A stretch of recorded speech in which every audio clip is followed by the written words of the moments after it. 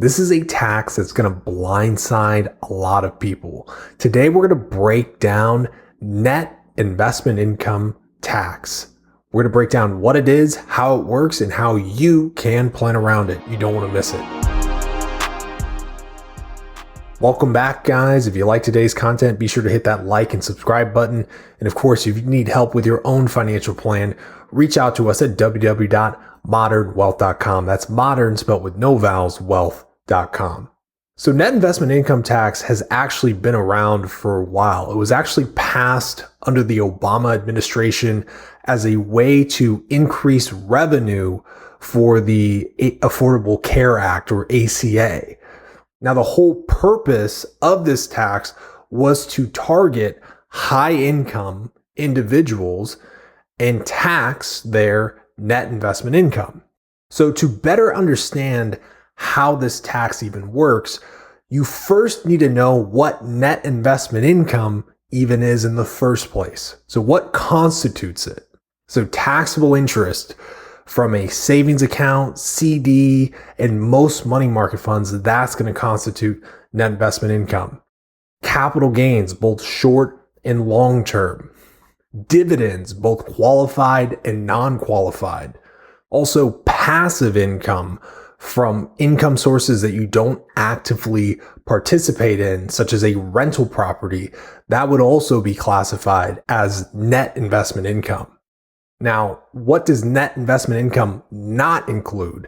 It doesn't include a W-2 income from your job. It doesn't include VA benefits. It doesn't include Social Security benefits. It doesn't include distributions from your retirement accounts, right? That doesn't count as net investment income. And then finally, tax exempt interest from sources like municipal money market funds, which we'll talk about in a little bit.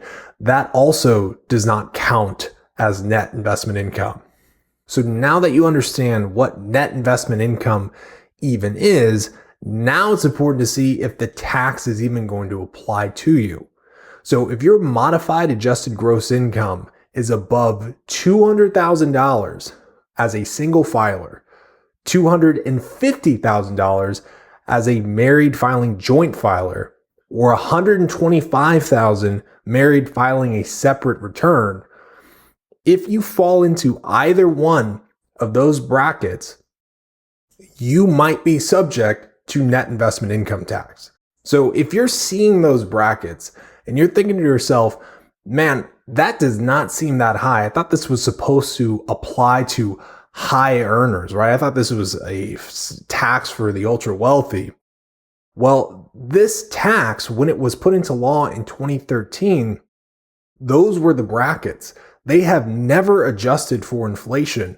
And so as a result, more and more taxpayers are subject to net investment income tax on their net investment income. So let's go ahead and break down a few different examples of how this tax works so that you know how it would impact you. And if you are finding this helpful, be sure to hit that like and subscribe button so you can keep getting content just like this. So let's say that you have a married couple filing a joint return and they have modified adjusted gross income of $300,000. They are over that net investment income tax threshold by $50,000.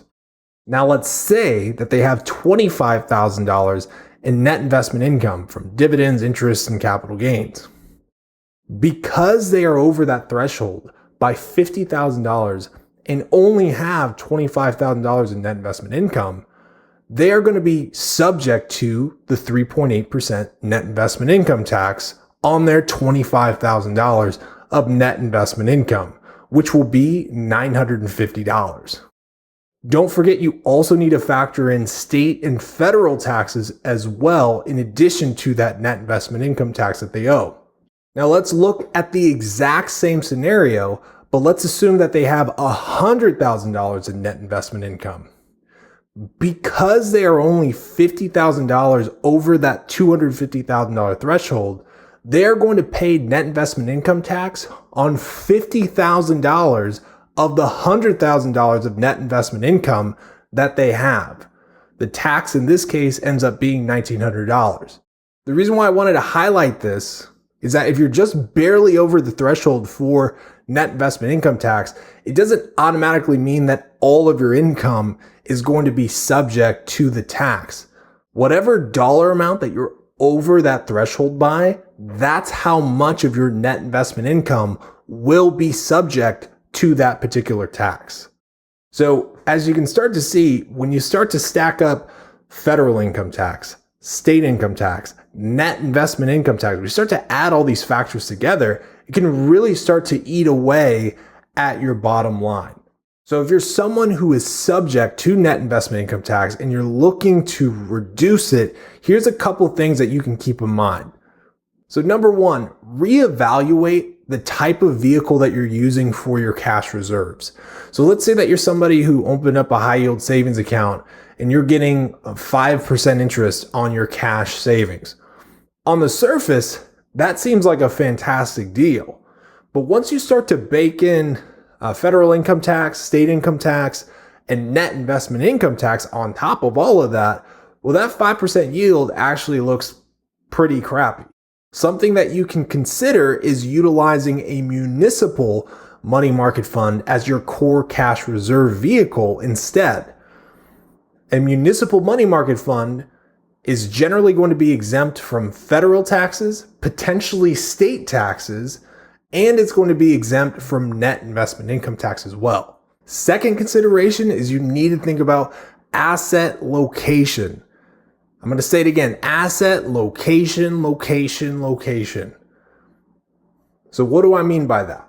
So let's say that you're someone who wants to have dividend-oriented stocks within your portfolio. So you bought some dividend-oriented ETF paying out a pretty nice, cash distribution yield in a brokerage account. While it could certainly make sense for you to hold that type of investment vehicle within your portfolio and based off your financial planning needs, the returns of that investment might be getting eroded by taxes and net investment income tax.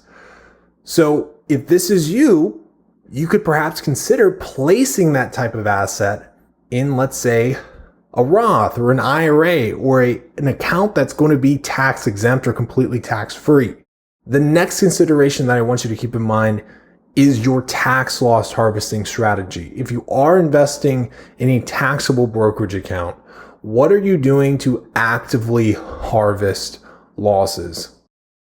When I work with folks, one of the big drivers for why they're incurring net investment income tax in the first place is they're inadvertently absorbing a lot of capital gains. So if you are taking capital gains from your investments or some of the investment vehicles that you're utilizing, this is where actively deploying a tax loss harvesting strategy, where you're actively looking for losses to offset those capital gains so that you have less tax liability at the end of the year, might make sense for you. If you're not familiar with how tax loss harvesting works, we'll go ahead and link a video to the guide that we did on this topic. So there you have it, guys. There's our little guide on net investment income tax. If you found it helpful, again, be sure to hit that like and subscribe button. If you need help with your own tax and financial plan and how to plan around these type of issues, reach out to us at www.modernwealth.com. That's modern spelled with no vowels, wealth.com. It's been a ton of fun, guys, and I'll see you next time.